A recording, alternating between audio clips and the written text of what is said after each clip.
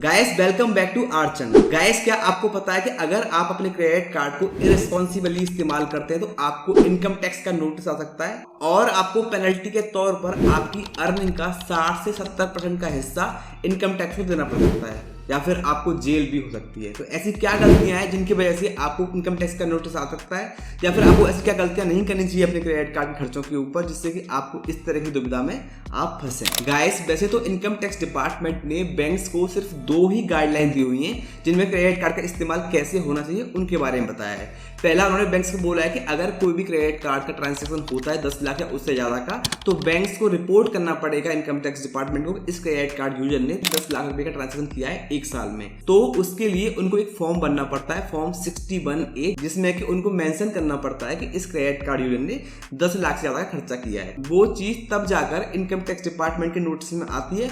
वो आपकी वेरीफाई करते हैं कि आपकी आमदनी कितनी खर्चा किया है तो उसके हिसाब से वो आपको नोटिस भेज सकते हैं। इसके अलावा दोस्तों अगर आप अपने क्रेडिट कार्ड का बिल पेमेंट करते हैं कैश में 1 साल में 1 लाख रुपए या उससे ज्यादा का तो ऐसे में बैंक की जिम्मेदारी बनती है कि वो इनकम टैक्स डिपार्टमेंट को बताएं कि इस कस्टमर ने 1 लाख से ज्यादा का कैश में पेमेंट किया है।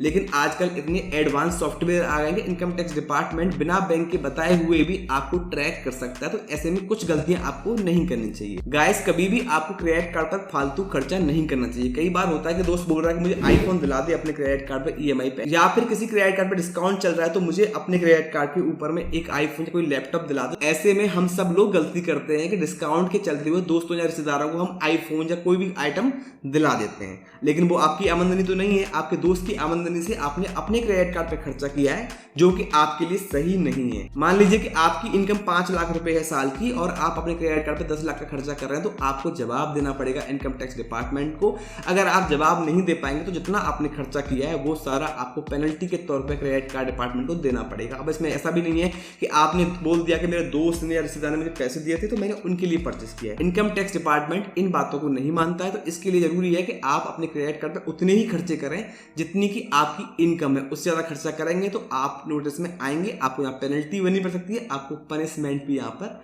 मिल सकता है। कई बार होता है कि क्रेडिट कार्ड हमको कैशबैक देते हैं स्पेंड करने के ऊपर तो ऐसे में हम स्पेंड करते रहते हैं, बेफालतू का खर्चा करते हैं और दूसरों के लिए खर्चा करते हैं या फिर हम कोई बिल भर देते हैं किसी का इलेक्ट्रिसिटी का जो हमारा है ही नहीं। तो ऐसे करके खर्चे आपके ऑटोमेटिकली बढ़ जाते हैं। तो आपको इन सब से अवॉइड करना चाहिए। आपको अपनी इनकम का 60 से 70% का हिस्सा ही अपने क्रेडिट कार्ड के ऊपर खर्च करना चाहिए, तब आप इनकम टैक्स के नोटिस से बच सकते हैं। इसके अलावा क्या होता है कि अगर आप अपने क्रेडिट कार्ड कैश में पेमेंट कर रहे हैं तो आपको कैश का भी हिसाब यहाँ पे इनकम टैक्स डिपार्टमेंट को देना पड़ेगा कि आपके पास इतना कैश कहां से आया। तो इसके लिए जरूरी है कि आपको अपने क्रेडिट कार्ड पर 1 लाख से ज्यादा का कैश में पेमेंट 1 साल में नहीं करना चाहिए। अगर आपका बिजनेस है जिसमें आपको कैश में पैसा आता है आप उसका जवाब दे सकते हैं कि हमारे पास कैश में पैसा यहाँ से आता है और हमने इसलिए कैश में पेमेंट किए, तब तो कोई दिक्कत नहीं है। अगर आपकी आमदनी बहुत ज्यादा है तब जाकर आप अपने दोस्तों को या रिश्तेदारों को फोन या आईफोन दिला रहे हैं तब भी कोई दिक्कत नहीं है, आप उसका जवाब दे सकते हैं। अगर ऐसा है कि आपकी इनकम कम है, खर्चे ज्यादा कर रहे हैं क्रेडिट कार्ड पर दूसरों के लिए, तब जाकर आपको प्रॉब्लम हो सकती है, नोटिस भी आ सकता है, पेनल्टी भी लग सकती है। अगर आपके साथ कभी ऐसा हो जाता है, पेनल्टी लग जाती है, तो आपको इसके लिए एक अच्छा CA हायर करना चाहिए, वो आपको इसके बारे में सही जानकारी दे सकते। इसके अलावा क्या होता है गाइस कि हम क्रेडिट कार्ड के ऊपर ना कैशबैक पाने के लिए भी अननेसेसरी खर्चा करते हैं, दूसरों के लिए ऑर्डर करते हैं या दूसरों के लिए खरीदारी करवा देते हैं अपने क्रेडिट कार्ड पे। आपको लगता है आपको रिवॉर्ड पॉइंट मिल जाएंगे। क्या आपको पता है कि आपको अपने क्रेडिट कार्ड पर मिले हुए रिवॉर्ड पॉइंट या फिर कैशबैक का भी हिसाब देना पड़ता है इनकम टैक्स डिपार्टमेंट को। जिस तरह से आपके सेविंग बैंक अकाउंट के ऊपर आपको इंटरेस्ट मिलता है वो आपकी इनकम के अंदर कंसीडर किया जाता है जब भी आप ITR फाइल करते हैं। उसी तरह से अगर आप क्रेडिट कार्ड पे 50,000 या उससे ज्यादा के कैशबैक या रिवॉर्ड आपको मिले तो वो भी आपकी आमदनी के अंदर आएंगे और उसका भी आपको इनकम टैक्स डिपार्टमेंट को हिसाब देना पड़ेगा और उसके लिए आपको ITR फाइल करनी रहेगी। तो यही कुछ बातें थी क्रेडिट कार्ड के इस्तेमाल को लेकर, इनकम टैक्स डिपार्टमेंट के नोटिस को लेकर। उम्मीद है कि आपको ये वीडियो पसंद आया होगा। वीडियो अगर आपको पसंद आया है तो वीडियो को लाइक कर दीजिए, हमारे चैनल को सब्सक्राइब करके बेल आइकन प्रेस कर दीजिए। अब मुलाकात होगी आने वाले किसी दूसरी वीडियो में। धन्यवाद।